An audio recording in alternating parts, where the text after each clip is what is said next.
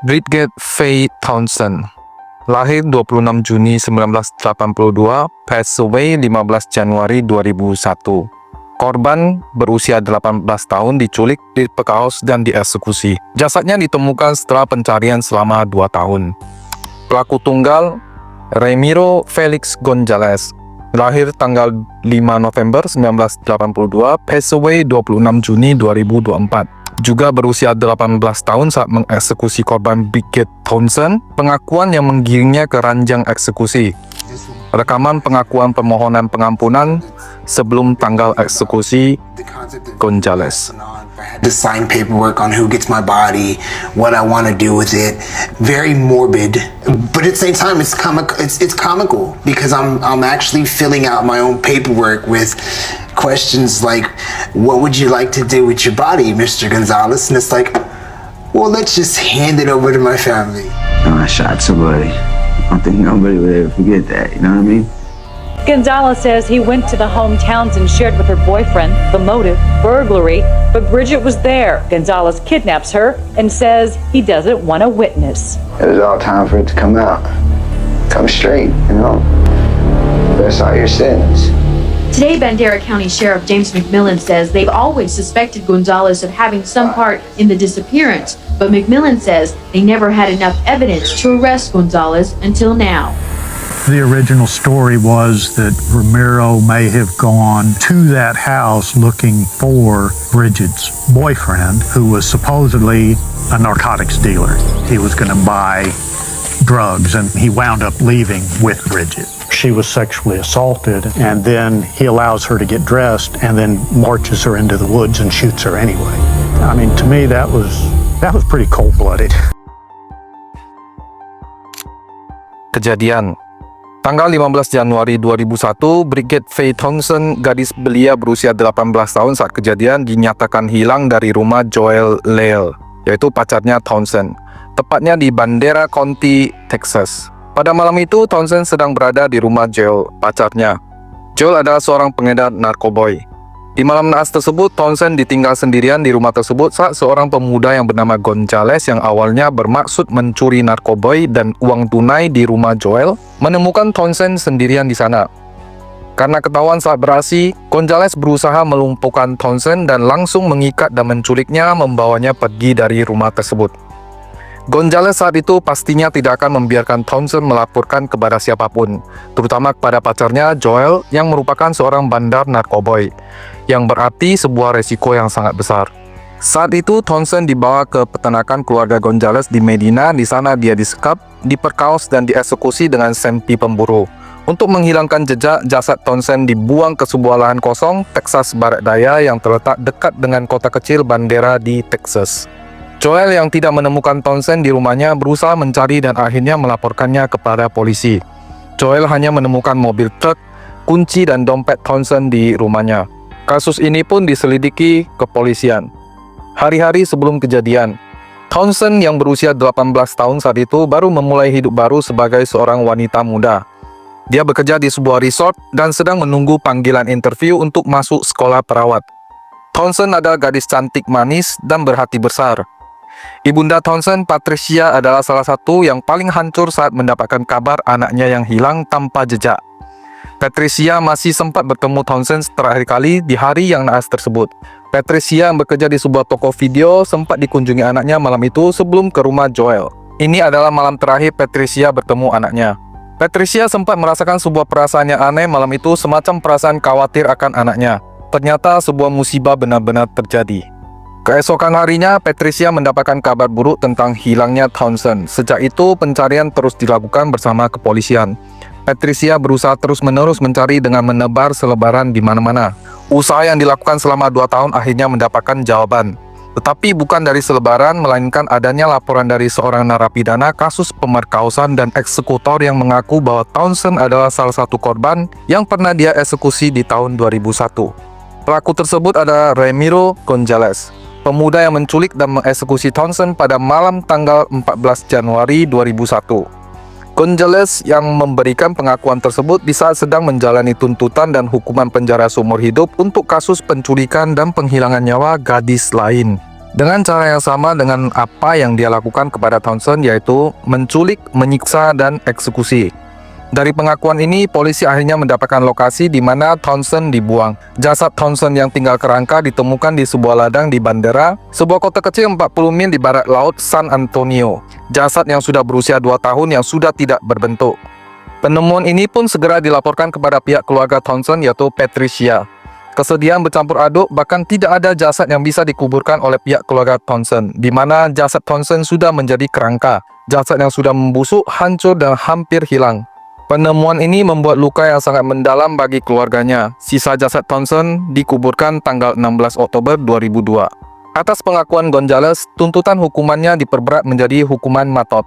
Tuntutan tersebut dilakukan pertama kali di tahun 2006, tetapi tahun eksekusi dilakukan pada tahun 2024. Lalu siapakah Ramiro Gonzales ini? Kisah hari-hari terakhir hidupnya juga cukup menarik untuk kita ulas. Hari eksekusi Gonzales yang cukup lama baru dilakukan, yaitu mencapai 18 tahun masa kurungan. Kita akan ulas tentang Gonzales. Ramiro Felix Gonzales. Pelaku tunggal Ramiro Felix Gonzales lahir 5 November 1982, pass away 26 Juni 2024. Dia adalah seorang etnis Hispanik lahir di Texas. Etnis Hispanik merujuk pada sekelompok etnis yang bisa berbahasa Spanyol, berasal dari keturunan Spanyol. Bisa saja berkulit putih, hitam, atau bahkan Asia. Gonzales dibesarkan oleh kakek neneknya, seorang broken home, tanpa perhatian orang tua sama sekali.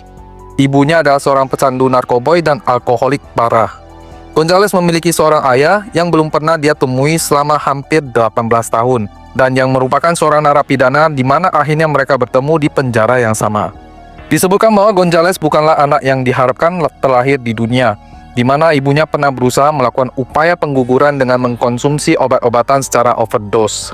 Gonzales kecil disebut sering menjadi korban pelecehan oleh sepupunya sendiri di saat berusia 4-6 tahun, dan juga menjadi korban pelecehan wanita dewasa di saat berusia 12 tahun. Prestasi sekolahnya juga tidak baik. Disebut mengalami keterlambatan perkembangan, yaitu lamban, walaupun perkembangan otaknya dinyatakan normal. Masa mudanya juga tidak jauh dari minuman keras dan narkoboy. Gonzales menjalani hidup yang keras, pernah bekerja sebagai tukang las terakhir kali sebelum melakukan aktivitas kriminalnya. Sebelum pengakuan tentang kasus Townsend, Gonzales ternyata sedang menjalani hukuman penjara seumur hidup berturut-turut karena kasus Florence Tate pada bulan September 2001, di mana Florence Tate adalah korban yang diculik, disiksa, dan diperkaos serta dieksekusi. Setelah menjalani hukuman selama 1 tahun, Gonzales tiba-tiba melaporkan sebuah pengakuan kepada sheriff yang bertugas di sana. Pengakuan tentang apa yang dia lakukan kepada Townsend, di mana dari pengakuan ini polisi bisa menemukan jasad Townsend yang sudah menjadi kerangka di tahun 2002. Pada pengakuan awal, Gonzales mengarang cerita jika eksekusi dilakukan oleh Joel, pacar Townsend sendiri. Gonzales mengaku dia hanya bertugas membuang jasad Townsend. Tetapi saat diselidiki lebih lanjut, Gonzales akhirnya mengakui jika dia adalah pelaku tunggal. Sebuah eksekusi tanpa rencana, Townsend dikatakan Gonzales adalah saksi yang beresiko dan menurutnya harus disingkirkan dan terpaksa dia lakukan. Gonzales yang juga baru berusia 18 tahun saat kejadian dinyatakan bersalah dan dijatuhi hukuman matot tahun 2006 oleh juri Medina County. Membela berusaha memperjuangkan hukuman seumur hidup dengan alasan kerusakan otak Gonzales karena ibu pecandunya. Namun percobaan tersebut gagal dan Gonzales dituntut matot. Percobaan pengajuan banding yang melelahkan. Sembari menanti tanggal eksekusi, upaya banding berhasil diterima tahun 2009 dan banding ditolak. Tahun 2012, banding kedua ditolak. Tahun 2015, banding lagi-lagi ditolak.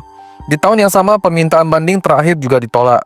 Dan hukuman mati dikeluarkan tanggal 3 Mei 2016 dengan penentuan tanggal eksekusi pada tanggal 10 Agustus 2016. Namun saat itu terjadi penundaan atas pertimbangan hukum. Tahun 2019, Gonzales lagi-lagi mencoba pengajuan banding ditolak dan akhirnya eksekusi Gonzales dijadwalkan ulang tanggal 13 Juli 2022. Namun tanggal eksekusi ditunda lagi untuk kedua kalinya. Gonzales saat itu benar-benar berjuang untuk hak hidupnya, bahkan menawarkan donor ginjalnya secara sukarela dengan harapan agar dipertimbangkan penembusan dosanya dan pengampunan. Namun sayang, tawarannya ditolak. Tanggal 26 Juni 2024 adalah tanggal eksekusi yang dijadwal ulang ketiga kalinya dan itu adalah final. Tanggal 26 Juni juga merupakan tanggal lahir sang korban Townsend. sebuah kebetulan yang dianggap sebuah hadiah dan keadilan bagi keluarga Townsend. Tanggal 26 Juni 2024, setelah 18 tahun mendekam di penjara, Gonzales akhirnya dieksekusi matot dengan suntikan mematikan. Hari eksekusi. Pada hari Rabu tanggal 26 Juni 2024, Ramiro Ferris Gonzales yang berusia 41 tahun dihukum matot dengan suntikan mematikan di unit Huntsville. Gonzales dinyatakan meninggal pada pukul 18.50 setelah diberi satu dosis pentobarbital dosis tinggi. Pentobarbital ini menyebabkan henti nafas. Obat ini digunakan untuk eutanasia veteriner dan digunakan oleh beberapa negara bagian Amerika Serikat dan pemerintah federal Amerika untuk menghukum matot penjahat yang dihukum dengan suntik mematikan.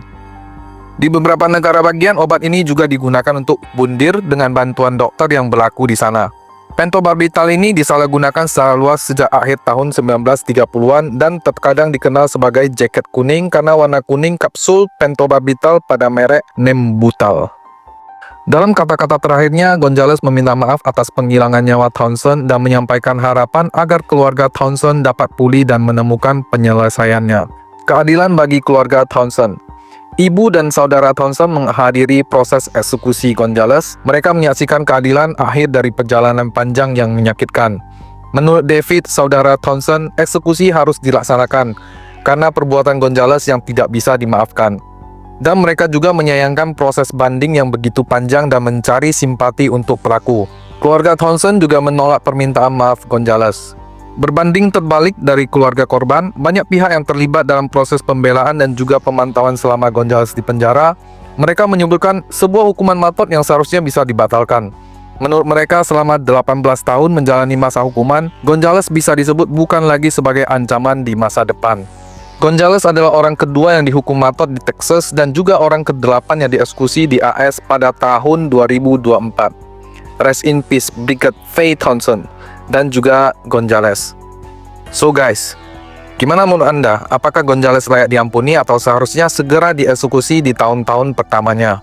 Masa tahanan yang terlalu lama memang membuat kontroversi baik sebagai pihak terhukum maupun pihak keluarga korban.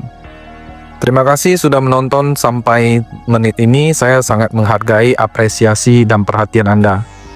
Stay safe dan selalu waspada teman.